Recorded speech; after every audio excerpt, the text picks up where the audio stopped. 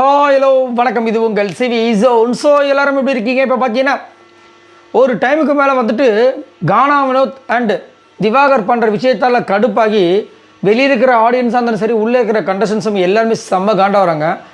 அவ்வளவு அமைதியாக இருக்கிற அமித் அவர்களே கையில் ஒரு பொருளுக்கு தூக்கி விசிறடிக்கிறார். அவ்வளவு காண்டா வராரு. அது என்ன நடந்துச்சுன்றதை பார்க்கலாம். அதுக்கு முன்னாடி பார்க்குற எல்லோரும் நம்மளோட சேனலை சப்ஸ்கிரைப் பண்ணிட்டு பாருங்கள், லைக் பண்ணுங்கள், கமெண்ட் பண்ணுங்கள், ஷேர் பண்ணுங்கள். இப்போ வாங்க இந்த வீடியோக்குள்ளே போகலாம். ஸோ கானா வினோத்துக்கும் திவாகருக்கும் மதியானத்துலேருந்து சரியான ஒரு விஷயம் போயிட்டே இருக்குது. கானா வினோத் ரொம்ப மோசமாக வந்து உருவகேலி பண்ணுற விஷயங்கள் அநியாயத்துக்கு போயிட்டுருக்கு. திவாகரும் தேவையில்லாத எக்கச்சக்கமான வார்த்தைகள் விட்டுட்டுருக்காரு. மாறி ரெண்டு பேரும் மடிச்சுக்கிறாங்க.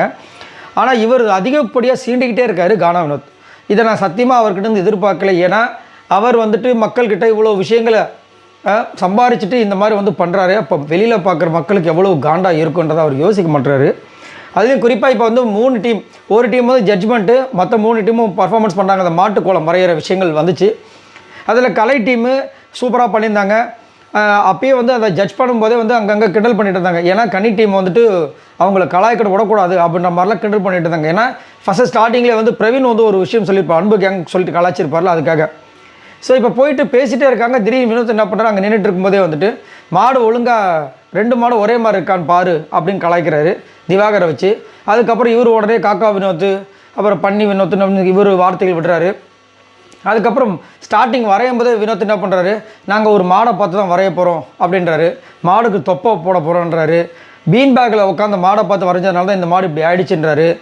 நிறைய விஷயங்கள் வந்து ட்ரிகர் பண்ணுற மாதிரியே வந்துட்டு வினோத் வந்து பண்ணுற விஷயங்கள் ரொம்ப மோசமாக இருக்குது. உடனே அவர் வந்து கோவப்பட்டு திரும்ப திவாகர் என்ன பண்ணுறாரு, உடனே திட்டுற வேலைகள்லாம் வந்துட்டு இறங்கிட்டே இருக்குது.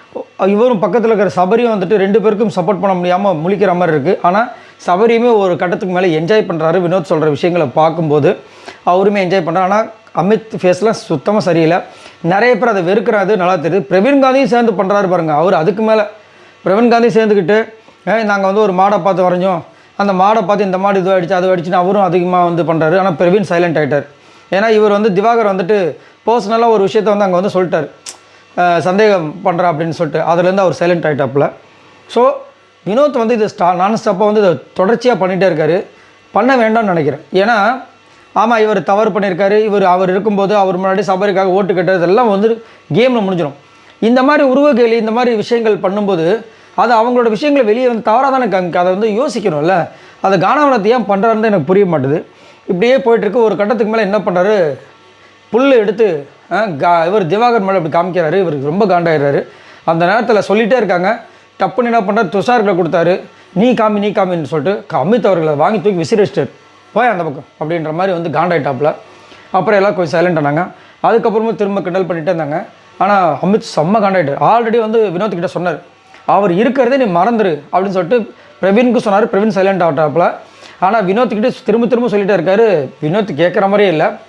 இது வந்து எங்கே போய் முடிய போகுதுன்னு தெரியல. இது வந்துட்டு செலிப்ரேஷன் வீக் அப்படின்னு அவங்க சொல்கிறாங்க. அதனால தான் செலிப்ரேஷன் விஷயமாகவே வந்து அவங்களும் டாஸ்க்லாம் கொடுக்குறாங்க. பட் அங்கே இருக்கிறவங்க ஒரு சில பேர் வந்துட்டு இனிமேல் வன்மத்தை கக்கிற விஷயங்கள் ரொம்ப மோசமாக இருக்குது. எஃப்ஜே கூட பார்த்தீங்கன்னா திவாகருக்காக நிற்கிறார். ஆனால் பேச முடியல. ஏன்னா கானா வினோத் சரி எப்படி நம்ம பேச முடியும்னு சொல்லிட்டு ஒரு சில பேர் இந்த மாதிரி வந்து நல்லா ஃப்ரெண்டாக பழகினவங்கக்கிட்ட எப்படி பண்ணுறது அப்படின்ட்டு. திவாகர் மேலேயும் தவறு இருக்குது, இல்லைன்னே சொல்லவே முடியாது. திவாகரும் வாயை விடுறாப்புல. ஆனால் ஆரம்பிக்கிறது அங்கங்கே பார்த்தீங்கன்னா வினோத்தாக இருக்குது. இதை பற்றி உங்களோட கருத்துக்களை சொல்லுங்கள் பாய் நண்பர்களே.